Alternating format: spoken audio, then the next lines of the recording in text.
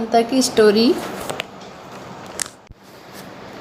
Hello everyone, आज मैं आपको क्लास 7th सिविक का चैप्टर 1 जिसका नाम है ऑन इक्वलिटी उसके बारे में डिस्कशन करेंगे। तो जो हमारा इंडिया है कंट्री, वो एक डेमोक्रेटिक कंट्री है।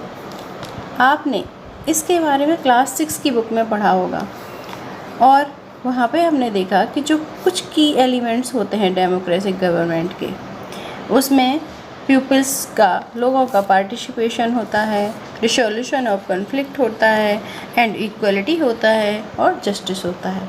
तो जो इक्वलिटी है वो एक की फीचर्स है किसका, डेमोक्रेसी का, and influence all aspect of its functioning.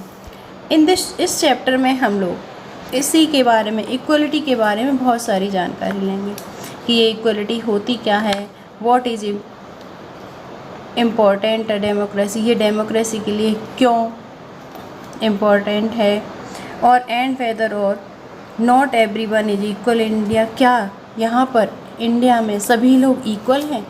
Let's begin. इसी चैप्टर में हमें एक कांता की स्टोरी दी गई है, उसके द्वारा हम समझने की कोशिश करते हैं यहाँ पर। अब देखिए, आपको यहाँ पर एक रो में बहुत सारे पीपल्स खड़े हुए दिख रहे हैं, है ना, और इसके नीचे भी कुछ बहुत सारे पीपल्स और भी खड़े हुए हैं।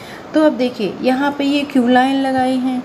फर्स्ट हैं एक टीचर हैं, दूसरे हैं तेजा सिंह, ये ट्रेडर्स हैं, एक ग्रीस रॉ स्टूडेंट है, और यहाँ पर ये कौन है, ये कांता देवी हैं। ये एक कौन है, डोमेस्टिक वर्कर है, मतलब घरों में काम करने वाली महिला हैं। और ये भी इनकी जो फ्रेंड है सुजाता कुमारी, ये भी एक डोमेस्टिक वर्कर है। तो ये इस चैप्टर में जो स्टार्टिंग होती है वो इसी की, कांता की स्टोरी से होती है। इलेक्शन का डे है और कांता और उसके friend Sujata are waiting to cast their votes. तो यहाँ पर ये लाइन इतनी लंबी क्यों जो है वो क्यों लगी हुई है, देखिए ऊपर भी लाइन लगी हुई है, यहाँ पर भी बहुत सारे पीपल्स दिखाई दे रहे हैं आपको। देखिए अब इसमें न तो ये देखा जा रहा है कि कौन गरीब है कौन अमीर है, चाहे वो किसी तरह का हो, चाहे वो एक हाउसवाइफ हो या फिर कोई आर्टिस्ट हो या कोई डॉक्टर हो, या सभी को एक लाइन में, या गवर्नमेंट ऑफिसर हो या कोई मीडिया पर्सन हो, या फिर कोई अनएम्प्लॉयमेंट, जैसे अनएम्प्लॉयड हो, जैसे मान लीजिए उसको पास कोई भी वर्क नहीं हो, सभी को वोट्स देने का राइट्स तो सभी को है ना। अब यहाँ पे ये सब के सब क्यों लाइन लगा के खड़े हैं, इलेक्शन का डे है, ये सब क्या करने जा रहे हैं, वोटिंग करने जा रहे हैं। तो वोट डालने के लिए ये सब के सब एक लंबी लाइन में खड़े हुए हैं। वहाँ पर वोट देने के लिए ऐसा नहीं है कि जो अमीर लोग हैं उनका पहले नंबर आएगा, तो सभी लोगों को वहाँ पर एक कतार में खड़ा होना ही पड़ेगा। तो इट इज़ अ गुड सुजा, तो वो सुजाता को जो कांता है वो सुजा बोल रही है कि it is not good that we can all vote as equal citizen of our country even then साहब is standing in the line with us. वो कह रही है ये सब अच्छा नहीं है। देखो यहाँ पर सभी के सब हम लोग वोट देने के लिए इक्वल लाइन में खड़े हुए हैं। हमारी कंट्री में ऐसा है कि इक्वलिटी है। देखो अब जो जैन साहब हैं वो भी इसी लाइन में हमारे साथ वोट देने के लिए खड़े हुए हैं। तो सुजाता कहती है yes, go on Kanta, it's your turn now. फिर पीछे मुड़ के कांता फिर से कहती है I will vote for the candidate who has promise to bring 5 water to our area. मैं किसको वोट दूंगी, मैं ऐसे कैंडिडेट को वोट दूंगी जिसने हमसे प्रॉमिस किया था कि जो हमारे एरिया में वो पाइपलाइन लेके आएगा। अब नेक्स्ट पेज पे चलते हैं। तो आफ्टरवर्ड, कुछ टाइम के बाद, we will see you later Kanta, थोड़ी देर बाद देखते हैं। यस, वो वहाँ पे अपने जो साहब हैं उनको बोलती है नमस्ते साहब। उसने अपने साहब को देखा, बोली नमस्ते साहब। गुड़िया हैज़ बीन रनिंग फीवर। तो जो गुड़िया है वो कौन है, गुड़िया जो है वो कांता की बेटी है, उसको फीवर आ रहा है। I have to take her to the hospital. तो जो कांता है वो कह रही है कि गुड़िया को फीवर है, लेकिन मैं उसको हॉस्पिटल ले जाना चाहती हूँ, but I will have to finish the work at sahib's house. लेकिन मैं पहले क्या करूँगी, साहब के घर का काम पूरा करूँगी और उनसे पूछूँगी फॉर सम एडवांस। वो जो मुझे अगर कुछ एडवांस दे दें तो उसके बाद मैं गुड़िया को डॉक्टर के यहाँ ले जाऊँगी। Here have some of this, you will feel better. तो अपनी बेटी के पास वो आके कहती है कि शायद तुम्हें कुछ बेटर लग रहा है। And when I get back in the evening, मैं शाम को जब आऊँगी, we will go to the hospital. Okay, मैं और तुम, फिर मैं तुमको डॉक्टर के पास ले जाऊँगी। It is no wonder that Gudiya falls ill. अब गुड़िया क्या होती है, किसकी वजह से बीमार पड़ी है। देखिए यहाँ पे आपको ये दिख रहा है, ये सब बच्चे खेल रहे हैं। जो कांता है वो कैसे स्लम एरिया में रहती है, वहाँ पे बहुत ज़्यादा पॉल्यूशन है, वहाँ पे गंदी नालियाँ हैं, कूड़े कचरे के ढेर हैं, बहुत गंदा सा इलाका है। इसी वजह से यहाँ पे जो डिजीज़ हैं वो ज़्यादा होती हैं। और जो बस्ती है जिसमें कि कांता अपनी बेटी के साथ रहती है, वो कैसी है, कभी भी साफ़ नहीं होती है, बहुत गंदा सा एरिया है। अब हम नेक्स्ट पेज पे चलते हैं।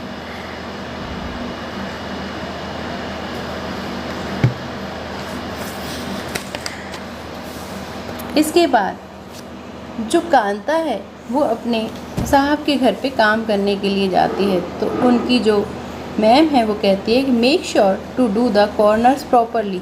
तुम सारे के सारे जो कॉर्नर्स हैं उनको प्रॉपरली साफ़ कर देना। Here is your advance. Kanta से वो कहती है कि ये तुम्हारा कुछ एडवांस है Kanta, but don't make a habit और इट। तो ये तुम हैबिट मत बना लेना कि जो तुमने एडवांस मांगा है वो हर बार मांगो। तो कांता कहती है ओके, नो मैम।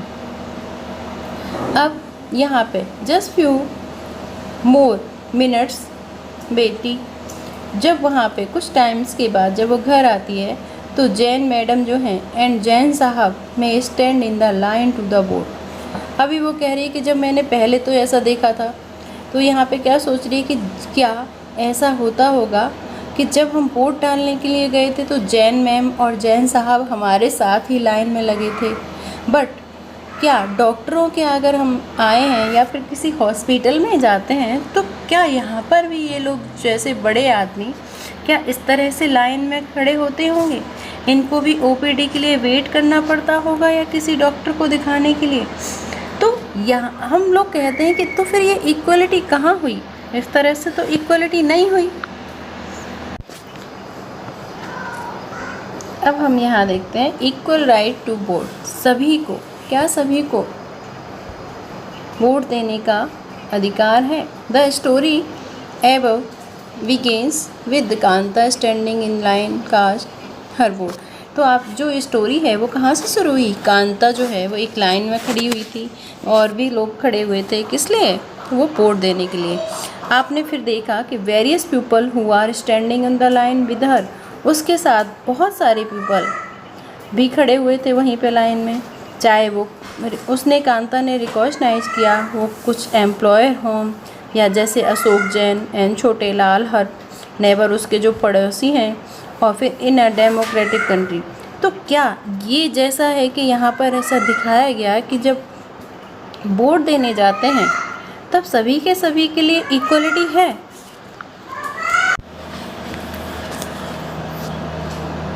तो यहाँ पर डेमोक्रेटिक कंट्री में क्या ऐसा होता है कि सभी लोग, चाहे वो अमीर हो चाहे गरीब हो, उनको वोट देने का अधिकार होता है? वहाँ पर कोई भी अमीर गरीब छोटा बड़ा नहीं देखा जाता है। Like India all adults irrespective of when what religion, चाहे वो इंडिया में चाहे वो किसी भी धर्म का हो या हाउ मच उसकी कितनी भी एजुकेशन हो, चाहे वो एजुकेटेड हो या अनएजुकेटेड हो, या किसी भी कास्ट का हो, और चाहे वो रिच हो या पुअर हो, अलाउड टू वोट, उसको वोट देने का राइट है। और वेदर दे आर रिच और poor, as you have already read in the class 6 book, आप लोग क्लास 6 की बुक में ये सब पढ़ चुके हैं।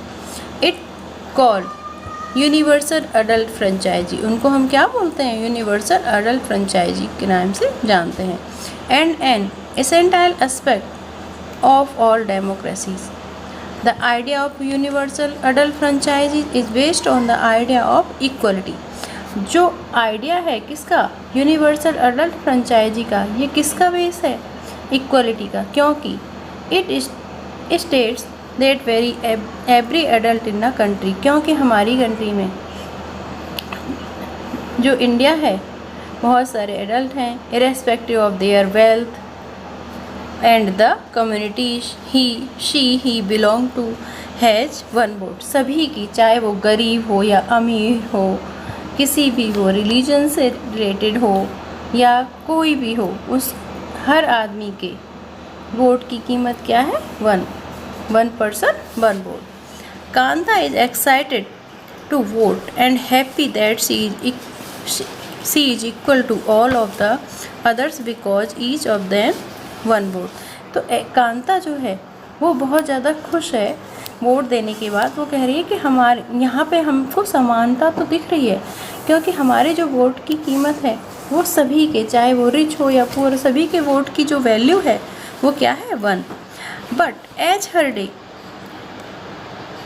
Goes on Kanta because less certain about what the equality really mean. तो कह रही क्या यहाँ पर जैसे दिख रहा था कि कांता एक डॉक्टर के यहाँ गई, उधर उसको बहुत लंबी लाइन लगानी पड़ी, और इस तरह से क्या हमारी इंडिया में इक्वलिटी सही तरह से है।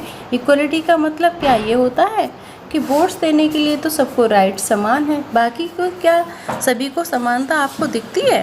What is the make Kanta's unsure, तो क्या चीज़ें हैं ऐसी जो कांता को अनश्योर बनाती हैं। Take a look of the day in her life. She lives in a slum and a drain behind her house. वो जो कांता है वो कहाँ पे रहती है, एक स्लम एरिया में रहती है। उसके घर के पीछे जो ड्रेन है। Her daughter is sick but she cannot take the day off. उसकी बेटी बीमार है लेकिन वो छुट्टी नहीं कर सकती है, क्योंकि she needs to borrow money. उसको पैसे उसने उधार लिए from her employer to take her child to the doctor. उसने पैसे क्यों उधार लिए, क्योंकि वो अपनी बेटी को डॉक्टर के पास जाकर दिखा सके। Her job as a domestic helper, उसकी जो जॉब है वो क्या है, डोमेस्टिक हेल्पर है। वो घरों में झाड़ू पोंछा साफ़ सफाई का काम करती है, और उससे जो अर्निंग होती है उससे वो अपने परिवार का खर्चा चलाती है। As finally she ends her day by again standing in a long line. फिर से वो क्या होती है, एक बार के ख़त्म होने के बाद दोबारा से फिर वही इसी तरह की लंबी लाइन में लग जाती है। This line in front of the government hospital, तो वो कैसी लाइन है, वो गवर्नमेंट हॉस्पिटल की लाइन है। Is unlike the one in the morning because most of the people standing in it are poor. वहाँ पर वो देखती है कि नेक्स्ट मॉर्निंग वो बहुत लंबी लाइन वहाँ से फिर भी खड़ी, बहुत सारी लंबी लाइन लगी हुई है, वहाँ पे सभी के सभी कौन है, पुअर लोग लग। अब हमने यहाँ पर देखा कि जो कांता है जिसको डाउट लग रहा था कि सही में ये क्या इक्वलिटी है, तो हमने बहुत सारे रीजंस को जान लिया कि नहीं, अभी भी हमारे कंट्री में पूरी तरह से इक्वलिटी नहीं है। अब हम यहाँ पे देखेंगे other kinds of equality.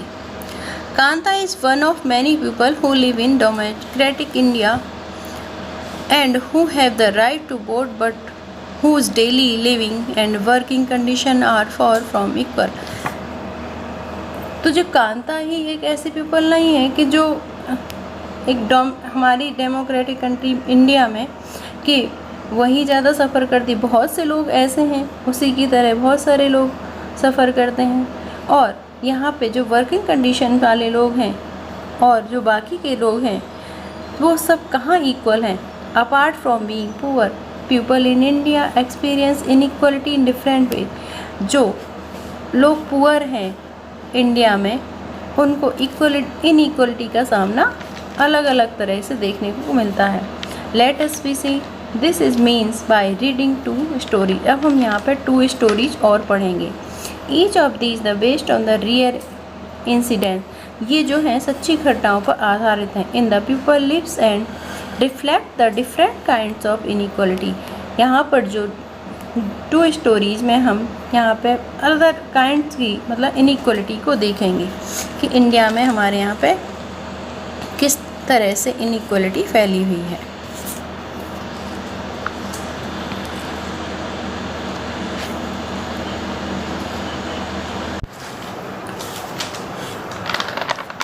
One of more common forms, inequality के बहुत सारे, सबसे बड़ा कौन सा है? Caste system. If you live in rural India, अगर आप तो इंडिया में कास्ट सिस्टम बहुत ज़्यादा है। इफ़ यू लिव इन, अगर आप गांव के किसी रूरल एरिया में रहते हो, your caste identity is something that you probably learn experience very young. If you live in urban India, some you might think the people no longer believe in caste. तो वहाँ पर जो urban area में बहुत अभी इस time पे लोग ज़्यादा कास्ट में बिलीव नहीं करते हैं। बस just like look at these matrimonials shown from a leading English newspaper, कुछ लोग English newspaper, and you will see how important issue the newspaper and you will see how important the issue of caste continues to be the minds of highly educated urban Indians। अब आपने देखा कि now let us read a story. अब हम story पढ़ेंगे of a Dalit child. कौन है उसमें? एक दलित चाइल्ड है, तो वो अटेंड करता है स्कूल को। You have already read about Dalit, आप लोग पहले ही 6th क्लास में दलित्स के बारे में जानते हो। Dalit is a term of that the so called lower caste. किसको बोलते हैं दलित?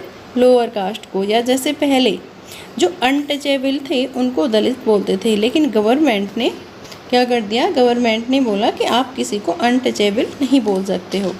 एड्रेस देमसेल्फ, दलित का मीन्स होता है ब्रोकन, मतलब टूटा हुआ। And by using this word lower caste are appointing to how they were and continuing to be seriously discriminated against. तो ये सब क्या थे? इनके साथ बहुत ज़्यादा भेदभाव होता था। तो जो एक यहाँ पे ओम प्रकाश वाल्मीकि था, वो कौन था? एक दलित का बच्चा था 1950 में। तो is a famous Dalit writer, वो एक फेमस दलित राइटर था। इन हिज ऑटोबायोग्राफी, उसने अपनी ऑटोबायोग्राफी लिखी झूठन। जो ऑटोबायोग्राफी उसे कहते हैं जो अपने बारे में कुछ बुक, कोई भी बुक अपने बारे में लिखा जाए उसको क्या बोलते हैं हम लोग? ऑटोबायोग्राफी। और जो बुक दूसरों के बारे में लिखी जाए उसको क्या बोलते हैं? बायोग्राफी। तो इन्होंने जो अपनी एक बुक लिखी उसका नाम था Joothan. I had to sit away, इन्होंने अपने बारे में बताया कि मैं जब स्कूल जाता था तो वहाँ पे मैं सभी बाकी के क्लास के बच्चों से दूर बैठता था, और अगर वो बेंच पे बैठे होते थे तो मैं फ्लोर पे बैठता था। अगर वो किसी मैट पे बैठे होते थे तब भी मैं बिल्कुल फ्लोर पे बिना मैट के बैठता था और दरवाजे के पास में बैठता था। इसमें बताया the mat ran before the reaching to spot, अगर मैं किसी मैट पे बाय चांस गलती से बैठ गया तो वहाँ पर एक स्पॉट बना दिया जाता था और उस पर कोई भी और नहीं बैठता था। Sometimes I would have to sit way behind everybody, कई बार क्या होता था कि मुझे सारे बच्चों के बिल्कुल पीछे बिठा दिया जाता था। और कहाँ पे? दरवाजे के पास। कई बार तो मैं बिना गलती के भी, बिना किसी रीज़न के मेरी पिटाई हो जाती थी। When he was in class 4th, जब मैं क्लास 4th में था तो उस टाइम की बात है। तो head master as Om Prakash to sweep the school and the playground, जो वहाँ के जो हेड मास्टर थे उन्होंने मुझसे कहा कि आपको क्या करना है? ये पूरा का पूरा प्लेग्राउंड साफ़ करना है, झाड़ू लगानी है। He writes the playground was very larger than my small physique could handle and in cleaning it. अब जो प्लेग्राउंड था वो कैसा था? बहुत बड़ा था, और मैं कैसा था? बहुत छोटा सा। तो मेरी जो बॉडी थी जो मेरी फिजिकल बॉडी थी उसके अकॉर्डिंग मैं क्लास 4th का बच्चा था। आप जानते हो क्लास 4th का बच्चा तो बहुत छोटा होता है, तो उसके लिए क्या इतना बड़ा प्लेग्राउंड साफ़ करना आसान बात है। माई बैक बिगेन टू आचित, उसकी जो कमर है, बैक है, उसकी बहुत ज़्यादा पेन होने लगी, बहुत ज़्यादा इसको अलाउ नहीं कर रही थी। My face was covered with dust, उसका जो फेस था वो पूरा किससे कवर हो गया? डस्ट से कवर हो गया। Dust has gone, next page पे, इनसाइड माई माउथ, ऐसा लग रहा था जो डस्ट ने पूरे मेरे माउथ को कवर कर दिया और मेरे मुंह के अंदर जा रही है। The other children in my class were studying and I was sleeping, मेरे और क्लास के बच्चे जो क्या कर रहे थे, वो पढ़ाई कर रहे थे और मैं क्या कर रहा था? प्लेग्राउंड में झाड़ू लगा रहा था, वहाँ पे सफाई कर रहे थे। Head master was sitting in his room, और जो हेड मास्टर हैं वो एक रूम में बैठे हुए थे और वहाँ से वो मुझे ही देख रहे थे।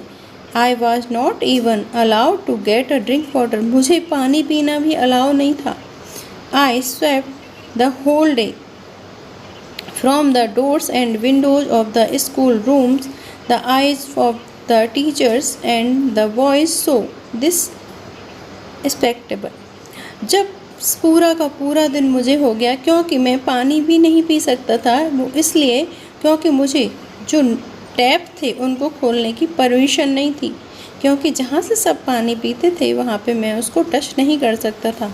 सारे के सारे स्कूल की विंडोज़, गेट्स, रूम वगैरह मुझसे ही साफ़ कराए गए और सारे के सारे टीचर्स, बच्चे मुझे ही देख रहे थे। ओम प्रकाश पास made to sweep the school and playground for the next couple of the day, and this only came to an end and when his father, एक दिन क्या हुआ, उसका बच्चा जो ओम प्रकाश था वो ग्राउंड में झाड़ू लगा रहा था, तो उसके पापा उधर से निकल के जा रहे थे। उन्होंने देखा कि जो मेरा बेटा है वो झाड़ू लगा रहा है।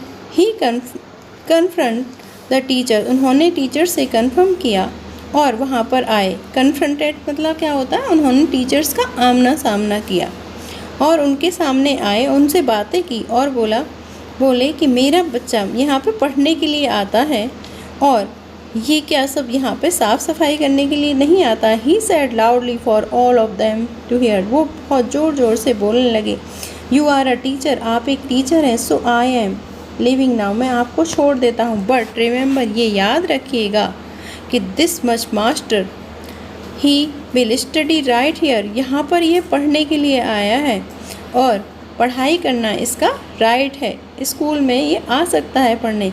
ये ही क्या, यहाँ पर जो दूसरे बच्चे हैं चाहे वो दलित हों, वो यहाँ पे पढ़ाई करने के लिए आ सकते हैं और ये उनका राइट है।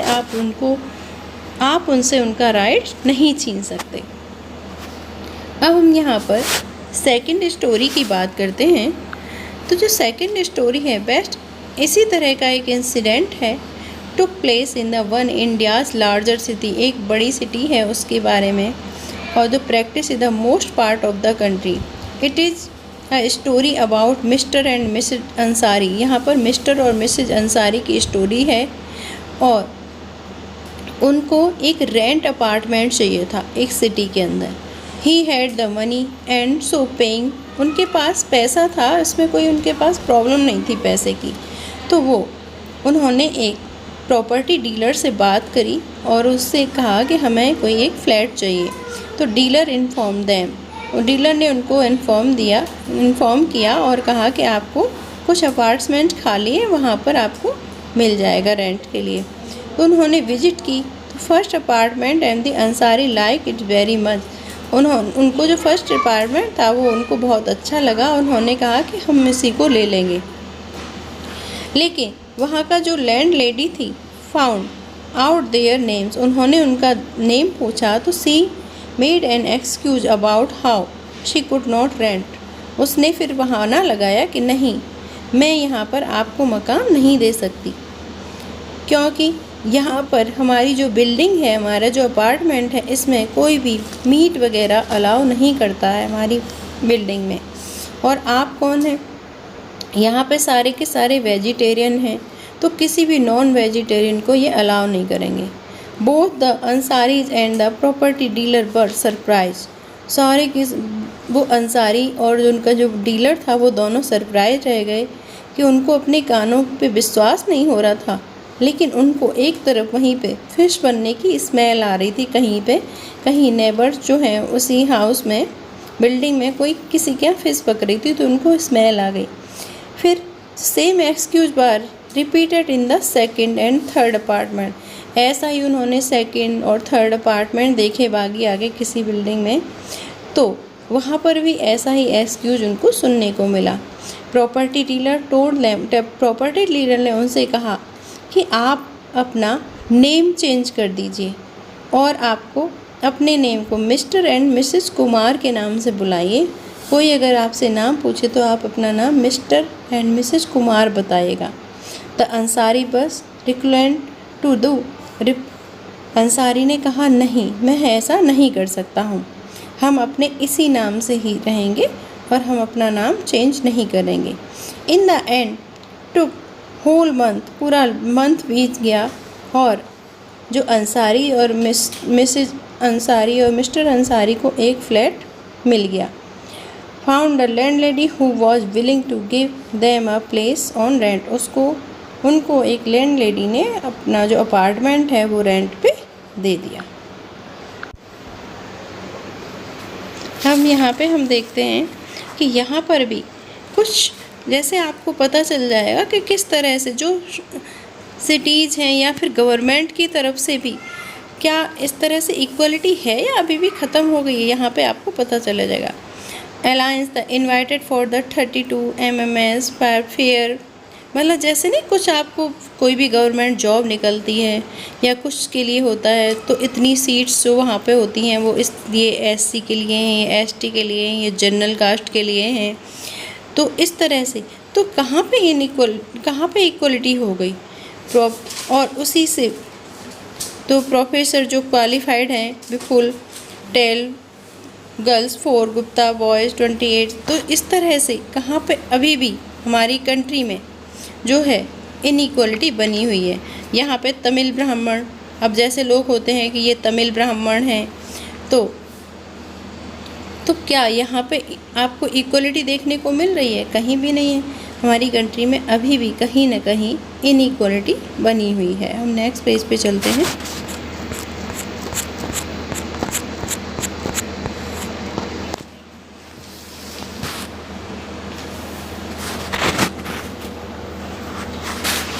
Recognising dignity. अब डिग्निटी क्या है? मर्यादा, शान, मतलब उसको जानेंगे। You have understood by now the caste we are born into, the religion we practice, the class background we come from, whether we are male or female। अब हम मेल भी हो सकते हैं, फीमेल हो सकते हैं। These are often to the things determine why some people are treated inequality. फिर भी कुछ न कुछ लोग जो हैं वो अनइक्वलिटी को झेल रहे होते हैं। जैसे कि ओम प्रकाश वाल्मीकि था और मिस्टर एंड मिसेज अंसारी थे, उन्होंने भी अनइक्वलिटी को झेला। और जो किसके बेसिस पे झेला उन्होंने? डिफरेंट कास्ट और रिलीजन के बेसिस पे। जो मिस्टर एंड मिसेज अंसारी थे वो कौन थे? वो मुस्लिम थे। और जो ओम प्रकाश वाल्मीकि थे वो कौन थे? वो एक दलित थे। तो when person are treated unequality, their dignity is violated. The dignity of both Om Prakash Valmiki and Ansari was violated because of the way in the which they were treated. By picking on him and making him sweep the school, उससे क्या कराया गया? वो बच्चा जब school जाने के लिए उनके पेरेंट्स ने भेज दिया, उससे क्या हो रहा था? उससे स्कूल की साफ़ सफाई कराई जा रही थी। बिकॉज ऑफ हिज कास्ट, उसकी कास्ट के कारण ही तो हो रहा था। और स्कूल मेट्स जो थे और टीचर्स थे उसको हर्ट करते रहते थे। हिज डिग्निटी बैड, उसके साथ बुरा व्यवहार करते थे। और एंड मेड हिम फील, उसको ये फील कराते रहते थे कि वो इनसे इक्वल नहीं है, वो अदर कास्ट का है। Being the child, Om Prakash Valmiki could to very little about the situation he was in. It उसके अगर पापा, यहाँ पर फिर दोबारा से वही स्टोरी दोबारा से दिखाई गई है, उसी के बारे में फिर से बताया गया है कि उसके अगर फादर नहीं आते तो उसके बारे में पता ही नहीं चलता, वो बच्चा ऐसे ही काम करता रहता और उसके पेरेंट्स समझते कि हमारा बच्चा तो पढ़ने के लिए गया है, और उसके साथ ये बुरा व्यवहार होता रहता। और उसका जो बेटा है उनका, वो क्या करता रहता, झाड़ू ही लगाता रहता। Felt angry by the inequal treatment and the confronted the teachers. और तो और उसके जो क्लासमेट्स थे वो तो उनके साथ बुरा व्यवहार करते ही थे, उसके टीचर जो कि पढ़े लिखे होते हुए भी उस बच्चे के साथ बहुत बुरा व्यवहार करते थे। द अंसारी की डिग्निटी क्या थी, वो भी क्या हर्ट होते थे when person refuse to leave, उनको अपार्टमेंट्स देने से मना कर देते थे क्योंकि, और जब प्रॉपर्टी डीलर था उसने सजेस्ट किया उनको नाम चेंज करने को, लेकिन फिर भी उन्होंने कहा कि हमारी जो देयर डिग्निटी और सेल्फ रेस्पेक्ट, उन्होंने सेल्फ रेस्पेक्ट की वजह से, अपने बड़प्पन की वजह से उन्होंने ऐसा, इस जो सजेशन उन्होंने दिया उसको क्या कर दिया, रिफ्यूज कर दिया।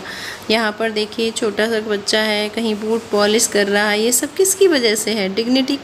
ये क्या है, इक्वलिटी है या अनइक्वलिटी दिख रही है आपको। Om Prakash and Ansari do not deserve to be treated like this. जो ओम प्रकाश था और जो मिस्टर अंसारी थे, वो इस तरह का जो व्यवहार उनके साथ किया गया, ये बहुत गलत व्यवहार था। They deserve the same respect. वो क्या डिजर्व करते थे, वो ये डिजर्व करते थे कि उनके साथ भी सभी के साथ जैसा सेम व्यवहार होना चाहिए। इक्वलिटी इन इंडियन डेमोक्रेसी को हम सेकंड पार्ट में कंटिन्यू करेंगे।